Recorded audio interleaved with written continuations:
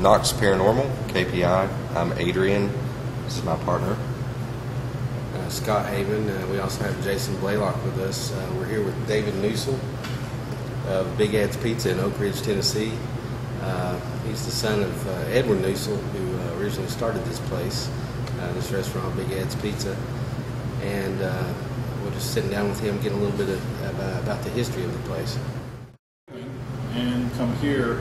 We moved down here in November of '69 and found a house, one of two open as I recall, and moved in, and he found this place, and we opened up here in February of '70, the pizza place. This building was part of the Manhattan Project. This was the center of town. This was a drugstore, service drugstore. This was a drugstore. This was a drugstore. Where the ovens are was a soda fountain. The booths are actually original booths, a little round table up there from the 40s. And then the druggist was back where a walk-in cooler is. And these were all racks and shelves through here. I helped carry them out. And pretty much the layout, well, the layout of the restaurant's been the same since we opened. And Dad was here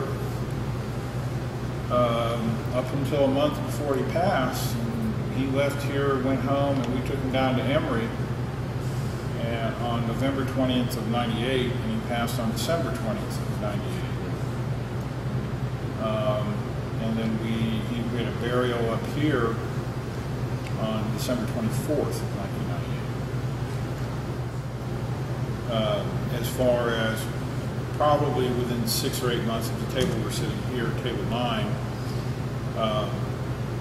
and this is the first customer that ever said anything to me. It was sitting over there, a young lady with her dad who had just gone through a nasty divorce, came up to me after they'd eaten and said, "By the way, we saw your dad." And I believe he knew her since she was a little girl. And they both said they saw him with his arms folded, which is the way he's still alive. He was just shaking his head and turned around and walked off. Since that time, there have been several other customers that thought they'd seen him. And now, I don't know. Now, did they see him at table 9? Yeah, right, standing right here by Really? the side. It's kind of ironic that we chose this table when we walked in here. So, Yeah, it is. But there have been other people that have thought they've seen him in here. However, I will, the one caution, there have been people that thought I was him. They come up and walk behind me and tap me on the shoulder. And in fact, again, in that first year, somebody came, or maybe second year, somebody came up and goes, Big Ed, I thought you were, and I turned around and I said, he did. So, evidently from the back, I look a lot like him. There have been several other instances, like I'm here a lot late at night by myself. There are a lot of times, of course, there's a lot of equipment, refrigeration that goes on and off, machinery noises and everything, which I'm pretty much aware of and accustomed to. But, and then you'll see how you get reflections on the wall from cars passing. But still, sitting there working, and I'll look up and out of my peripheral vision, I'll swear he's standing, but when I go look, he's not there. You're fine. Yes. It's not a reflection off the glass. It's not something else. It's like, okay, Dad. And different things will happen. It's like, okay, Dad.